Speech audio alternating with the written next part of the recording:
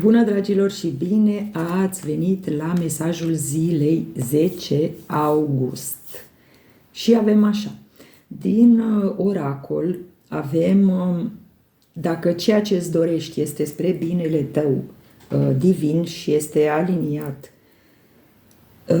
în acord divin, în acord cu dorința ta, ai aliniat planul mental cu emoțional și material, vei primi daruri neașteptate și daruri spirituale de asemenea, poate vindecare, poate acceptare și în sfârșit va veni curcubeul și pe strada ta după atâta ploaie, eliberare, noi începuturi și un nou drum, o nouă cale pe care să o urmezi sau drumul tău trebuie puțin schimbat, adaptat, reconfigurat ca la binecunoscutul roboțel care ne ajută să mergem unde ne dorim, pe drumul pe care nu le cunoaștem, bineînțeles. Trebuie să-ți faci tu reconfigurarea de traseu singură. Ai grijă la visele din această seară, mai țin să spun.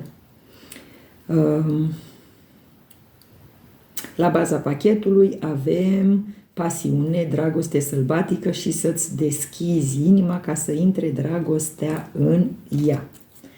Foarte frumos, foarte, foarte frumos. Deci avem mai multe situații aici, pentru că așa este în viață. Ne preocupă și planul emoțional, ne preocupă și planul material. Și dacă tot am vorbit de dragoste,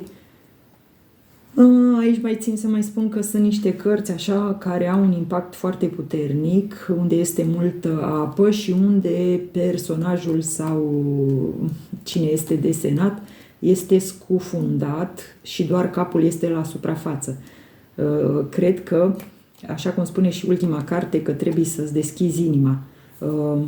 Ești foarte mental, foarte mentală și nu dai voie emoțiilor, doar în plan mental stai, nu lași să treacă prin tine în primul și în primul rând, să vezi dacă e bine ceea ce se întâmplă sau dacă nici măcar asta nu-ți dai voie să afli și să descoperi. Cum te-ai simțit dacă s-ar întâmpla doar ceea ce gândești? E doar la nivel mental și atât, pui stop. Nu vrei nici să simți, nici nu vrei să auzi. Și din îngerii romantici au ieșit aceste două mesaje.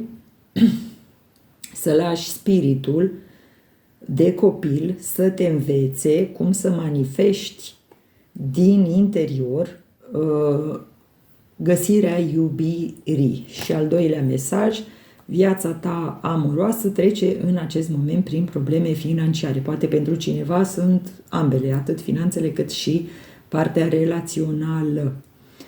La baza pachetului avem să-ți deschizi mintea. Poți să întâlnești un suflet geamăn care diferă de tipul de persoană cu care ești tu obișnuit, obișnuită sau pe care ești obișnuit sau cu care ești obișnuit să relaționezi. Din nou avem roșu aici. Purtați roșu astăzi și în această săptămână pentru a activa chakra sacrală, pentru a activa stabilitatea, pentru a activa împământarea și a putea să începeți să construiți curajul, pentru a activa determinarea, drive-ul ăsta, vitalitatea în voi. Bun, mai departe din tarot avem șasele de cupe la baza pachetului, asul de monede și pajul de săbii. Va fi o săptămână în care e nevoie să iei acțiune, în care e nevoie să fii decis, în care e nevoie să înveți, în care e nevoie să te specializezi, în care e nevoie să găsești în tine, în primul rând, dragostea pentru a o putea împărți cu ceilalți, să lași deoparte nostalgia, să lași deoparte amintirile și tot ceea ce te ține legat de trecut și să pornești, așa cum am spus, uite ce avem aici, regina de bâte, să pornești cu determinare și cu vitalitate către un alt drum, către o altă cale. Vă pup și vă îmbrățișez.